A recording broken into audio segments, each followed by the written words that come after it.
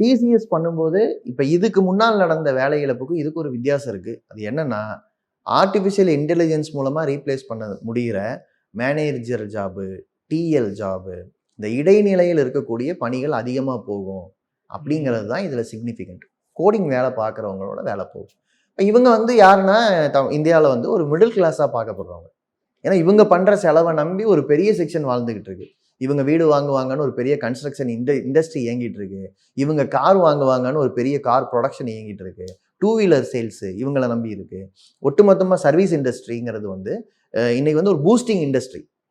அப்போ டிசிஎஸ்ல ஒரு 12,000 பேர் மிடில் லெவலில் வேலையை விட்டு போவாங்கன்னா, நம்மகிட்ட வந்து ஒரு வாங்கும் சக்தி இருக்கிற ஒரு பெரிய செக்ஷன் வேலையை விட்டு போவாங்க. இப்போ இதுக்கு காரணம் ஆர்டிஃபிஷியல் இன்டெலிஜென்ஸா அப்படிங்கிறது தான் இன்னைக்கு வந்து இந்த இண்டஸ்ட்ரியில் ஒரு பெரிய கேள்வியை உருவாக்கியிருக்கு. இப்போ இன்னைக்கு டிசிஎஸ்னா நாளைக்கு இப்போ விப்ரோ பண்ண மாட்டாங்களா? வேற நிறுவனங்கள் இதே துறையில் இருக்கிறவங்க பண்ண மாட்டாங்களா? அப்போ ஏன் பண்ணுறாங்க?